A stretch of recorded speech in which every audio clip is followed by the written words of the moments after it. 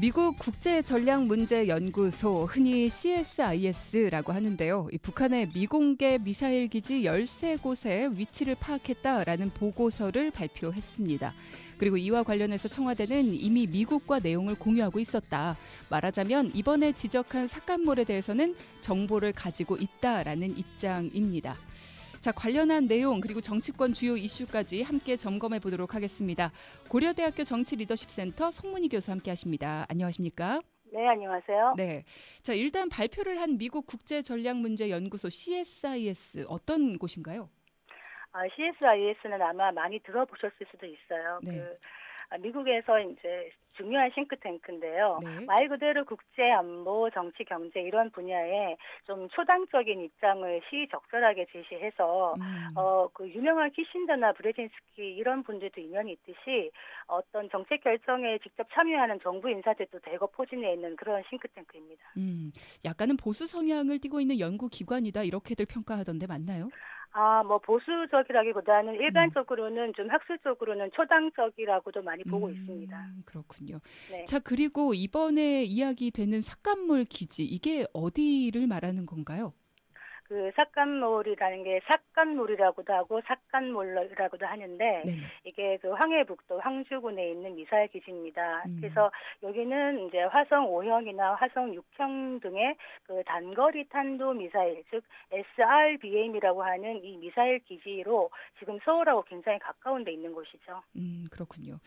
자, 청와대에서 하고 있는 이야기는 이겁니다. 북한이 공식적으로 폐기 의사를 밝힌 대상은 동창리에 있는 서해 위성 발사 시설이다. 궁금한 게 NIT, 그러니까 뉴욕타임스가 왜 이런 보도를 했을까라는 부분입니다. 뭐 이번에 숨겨놓은 뭐 이런 식의 표현들까지 등장을 했거든요. 그러니까 제목이 굉장히 조금 도발적이었죠. 예. 사실 뉴욕타임즈는 다 알다시피 반 트럼프 언론인데요. 네. 그러니까 북한이 큰 속임수를 쓰고 있다. 그레이트 디셉션이라는 기사를 딱 뽑음으로써 다소 어떤 좀 큰 임팩트를 주려고 한 것 같은데 네네. 사실은 그 6.12 북미 정상회담 때 그 북한의 미사일 배치에 대한 그런 합의는 없었거든요. 예. 그래서 엄밀하게 말한다면 속였다는 말 자체는 약간 과장일 수는 있다. 그렇지만 내용적으로 봤을 때 그 CSIS 보고서를 이번에 작성에 참여한 빅터 차나 그 조지프 버뮤데이즈 연구원의 말에 의하면 네. 어쨌든 비핵화 협상에 미사일 기지 문제가 포함되어야 한다는 거를 얘기하기 위해서 나온 보고서거든요. 네네. 그렇다면 그 뭔 얘기냐면 앞으로 비핵화 이슈에 북미 간의 비핵화 협상에 탄도미사일 프로그램 폐기가 들어갈 수 있다. 이것은 그 중간선거 이후에 실질적으로 이제 민주당이 하원도 이제 차지를 했고 이러면서 뭔가 북한 문제를 조금 더 들여다보겠다라는 얘기인데요. 그러니까 지금 이제 미국 조야에서는 지금 북미 협상이 더디게 가고 있는 것이 북한의 비핵화 의지가 정말 진정성이 있는가라는 근본적인 질문을 하고 있기 때문에 이런 상황에서 나타나는 것이죠. 미국 이야기를 하기 전에 우리 얘기 먼저 해보겠습니다. 일단은 우리 청와대 김의겸 대변인이 북한은 기만한 적이 없다라고 이야기를 했고 미사일 기지 폐기 의무가 없다라는 청와대 대변인 브리핑을 문제 삼고 있습니다. 이 빅터 차 조지타운대 교수, 어떻게 한국이 북한 미사일 기지를 변호할 수 있느냐 이렇게 비난을 하고 있는데 어떻게 보십니까? 그러니까 이제 김의겸 대변인은 그 미국과 북한이 미사일 폐기의 의무 조항을 담은 어떤 협정도 맺은 적이 없다. 이 말은 맞는 말이에요. 예. 이거는 팩트는 맞는데 네. 이렇게 얘기하는 거에 대해서 빅터 차는 이제 어떻게 이제 한국이 북한의 미공개 미사일 운영 기지를 변호할 수 있냐 이 말은 뭐냐면 사실은 핵보다는 단거리 탄도 미사일이 직접적인 위협이 되는 거는 한국 정부거든요. 그렇죠. 예. 그래서 거기에 대해서 약간 유체이탈 합법처럼 남의 일처럼 얘기하는 게 아니냐라는 비판이 있을 수 있는 것이고, 네네. 물론 청와대 입장에서는 지금 뭐 김해안이라든가 평양의 배신 이런 거를 자꾸 얘기하는 게 북미 협상에 악재로 작용할 수 있다라는 경계심도 있고요. 네네. 그다음에 대북 강경론이 대두되는 거를 좀 차단하겠다 이런 목적도 있는 것 같지만은 예. 그러면은 한국 정부의 대변인이 북한을 대신에 해명하는 게 더 바쁜 게 아니냐 그렇게 하는 비판이 있을 수 있는 거고 실제로 미사일이 뭐냐면은 핵탄두의 운반 수단이거든요. 예. 그래서 비핵화 이슈에서 그 핵무기하고 그 운반 수단인 미사일을 떼어놓고 생각할 수 있느냐라는 또 이런 근본적인 문제가 제기될 수 있는데 네네. 미국 국무부는 이 부분에 대해서 탄도미사일 프로그램 폐기도 포함된다라고 이번에 얘기를 했거든요. 네. 이렇다면은 비핵화 협상을 두고 한미 간에 뭔가 적전 분열이라든가 엇박자가 나는 듯한 걸 보인다는 것은 외교적으로 좋은 건 아니다. 이런 얘기를 하고 싶습니다. 네. 말씀하신 것처럼 일단 우려의 시각도 없지 않습니다. 이 이야기가 화제가 되고 나서 뭐 도대체 의도가 무엇이냐 뭐 이런 식의 기사들이 많이 나왔었는데 어제 언론들을 보면 삭간물 기지에 대해서 잠시 뭐 설명도 해주셨지만 비핵화가 되더라도 한국에는 큰 위협이 될 수 있는 게 바로 이 삭간물 기지이고 이것의 해체가 그렇기 때문에 더욱 시급한 문제이다. 이 점을 한국 정부와 미국 정부에 경고한 것이다. 이 보고서가 뭐 이런 이야기도 합니다. 이 부분에 대해서는 어떻게 보시나요? 그런 의견도 사실은 귀를 담아 들어야 될 수 있는 것이 예. 실제로 이제 또 한편에서 걱정하고 있는 것이 뭐냐면 나쁜 합의가 있을 수 있다. 미국과 북한 간에 그게 뭘 의미하냐면 미국을 겨냥하거나 하는 중장거리 미사일만 이제 제재를 하고 네네. 단거리 미사일, 스커드 미사일 이런 것들을 남겨놓는 선에서 만약에 미국과 북한 간의 합의가 이루어진다면 네네. 그것은 한국 정부에는 굉장한 악재일 수가 있기 때문에 이런 거를 미리 경계하겠다는 이야기거든요. 예. 그래서 이제 핵에만 너무 집중할 것이 아니라 이제는 미사일이나 이런 부분에도 얘기를 할 수밖에 없는 게 됐고 저는 이게 또 나쁘다고 생각하지 않는 것이 이런 이제 이야기가 터짐으로써 트럼프 대통령이 이번에 중간선거 이후에 원래는 일성이 뭐였냐면 No rush 이렇게 얘기하면서 북한과의 협상 서두르지 않겠다라고 얘기를 했거든요. 네네. 그런데 이제 이렇게 민주당이나 언론에서야 대중 여론이 점점 이렇게 나빠지거나 강경해진다 그러면은 네. 트럼프 대통령의 스타일로서는 자신이 성공으로 자랑하고 있는 북핵 외교에 대해서 견제가 들어오는구나 하면서 그동안 잠시 뒤로 밀릴 법했던 북한 문제에 더 관심을 갖고 진행할 수도 있습니다. 실제로 네네. 이번에 이 뉴욕타임즈 보도에 대해서도 나는 북한 미사일 기지 다 알고 있었다. 그러면서 미국 내 회의론에 대해서 불을 끄면서 북한과의 협상을 압박하는 거죠. 다 알고 있다는 건 뭐냐면 북한에 대해서도 너의 미사일 기지 위치 동향 우리가 다 파악하고 있다 이 얘기거든요. 북한을 그래서 아마 향해서도 얘기하는 것이다. 그렇습니다. 네. 그렇군요. 자, 그래서 일단은 미국 국무부 같은 경우에 트럼프 대통령도 마찬가지고요. 논란의 확산을 반트럼프 진영의 저항으로 정리를 하고 있습니다. 뉴욕타임스가 이 반트럼프 진영이기 때문에 저렇게 얘기를 하는 것이다. 이렇게 정리를 하고 있는데 이게 좀 진화가 될까요? 아직까지는 좀 뜨거운데요. 뭐 이제 뉴욕타임즈가 반 트럼프 진영인 것은 누구나 알고 있는 것이고 예. 그래서 이제 워싱턴 포스트 같은 경우에도 뉴욕타임즈가 조금 과장해서 한 것이다 이런 식으로 얘기하고 이렇게 있는데 그래서 이제 관료들과 이렇게 논란이 계속 벌어지고 있는데요. 네네. 이것이 크게 뜨거워질 것 같지는 않습니다. 그러면서 오히려 북미 간의 협상을 앞당기는 그런 촉매제로 작용할 것이라고 저는 봅니다. 그렇군요.